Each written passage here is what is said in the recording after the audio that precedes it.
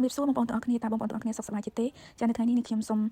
ជូនបងប្អូនទាំងអស់គ្នានៅវីដេអូថ្មីមួយទៀតហើយចាដែលនិយាយអំពីសកម្មភាពសម្អាតសាលារៀនរបស់ខ្ញុំដែលខុសពីវីដេអូម្សិលមិញខ្ញុំអត់បាននិយាយទេនៅក្នុងវីដេអូចាចំណែកថ្ងៃនេះមានអារម្មណ៍ថាចង់និយាយបរិយាយខ្លះៗចាអញ្ចឹងបន្ទាប់ពីសម្រាប់បនខ្ញុំបិណ្ឌរយៈពេលជិត10ថ្ងៃខ្ញុំនិងលោកគ្រូអ្នកគ្រូផ្សេងទៀតក៏បានត្រឡប់មកពីស្រុកវិញហើយឃើញថាសាលារៀនរបស់យើងមានលក្ខណៈកក្រិចបន្តិចដោយសារតែមានភ្លៀងធ្លាក់ស្ទើររាល់ថ្ងៃហើយស្លឹកឈើចាវាជ្រុះចឹងហើយធ្វើឲ្យរលួយហើយព្រឹកមិញគ្រាន់តែភ្ញាក់ពីគេងភ្លាមមេក៏ចាប់ផ្ដើមភ្លៀងម្ដងទៀតចាទម្រាំវារាំងរហូតដល់ម៉ោង 7:09 ទើបចាប់ផ្ដើមធ្វើការបានបន្ទាប់ពីសម្អាតសាលារួចរាល់ហើយទើបខ្ញុំចាប់ផ្ដើមធ្វើកិច្ចការងាររដ្ឋបាលផ្សេងៗ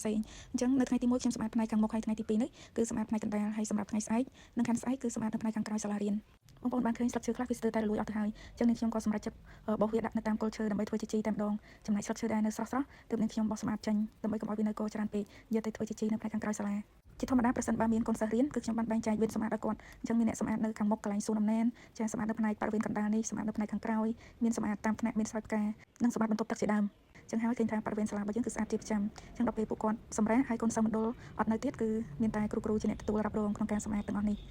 តាមពិតទៅបើសិនជានាងខ្ញុំ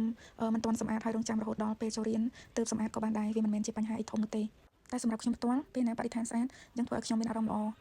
ដូច្នេះហើយទើបខ្ញុំជ្រើសរើសយកការសម្អាតមុនពេលចាប់ផ្ដើមធ្វើការងារផ្សេងៗទៀតក្នុងវីដេអូមុនភាគច្រើននេះខ្ញុំថតវីដេអូរបស់កូនសិស្សរូបភាពរបស់កូនសិស្សប៉ុន្តែដល់ពេលគេអត់នៅអញ្ចឹងហើយនេះខ្ញុំមានតែថតវីដេអូរបស់ខ្លួនឯងហើយវាជាលើកទី1របស់នេះខ្ញុំតែភាគច្រើនគឺខ្ញុំមិនហ៊ានបង្ហាញរូបភាពខ្លួនឯងនៅលើបណ្ដាញសង្គមទេបើជារូបថតខ្ញុំផុសប៉ុន្តែបើសិនជាវីដេអូភាគច្រើនខ្ញុំអត់សូវចូលចិត្តក្នុងការផុសនោះទេប៉ុន្តែឥឡូវនេះខ្ញុំរៀនបើកចិត្តឲ្យទូលាយរៀនក្លាហានអញ្ចឹងហើយទើបនេះខ្ញុំធ្វើវីដេអូនេះដើម្បីចែកជូនបងប្អូនទស្សនាហើយមូលហេតុដែលនេះខ្ញុំអត់ហ៊ានផុសវីដេអូនោះគឺមកពីខ្ញុំអត់ទុកចិត្តទៅលើរូបសម្បត្តិរបស់ខ្លួនឯងពេលមើលវីដេអូខ្លួនឯងទៅមានអារម្មណ៍ថាអៀនខ្មាស់អញ្ចឹងហើយទើបមិនហ៊ានផុសខ្ញុំគិតថាបងប្អូនមួយចំនួនក៏មានអារម្មណ៍ដូចជាខ្ញុំដែរបងប្អូនរយៈពេលដែលខ្ញុំសម្អាតបរិវេណសាលាច្រើនប្រហែលជា7 ម៉ោងបងប្អូនបរិវេណរឿងធំដែរហើយយើងនឹងកៅសម្រាលយកសម្រាមទៅចាក់ចោលឲ្យទៀតអញ្ចឹងប្រហែលជា7 ម៉ោងកាលខ្ញុំមិនទាន់ចេះធ្វើវីដេអូបងប្អូនខ្ញុំក៏ធ្លាប់ចូលចិត្តមើលគេសម្អាតបែបនេះដែរមានន័យថាគេសម្អាតប៉ុន្តែនៅពេលដែលគេធ្វើវីដេអូលឿនទៅវាដូចជាឃើញលទ្ធផលស្អាតលឿនអញ្ចឹងហើយគឺទៅខ្ញុំចូលចិត្តមើលដូច្នេះនៅពេលដែលខ្ញុំសម្អាតទៅខ្ញុំនឹកឃើញថាអូកុំឲ្យខាតពេលវេលាចោលនេះខ្ញុំក៏ចាប់ផ្ដើមធ្វើវីដេអូចែកជូនបងប្អូនទស្សនាទៅហើយណាមួយខ្ញុំគិតថា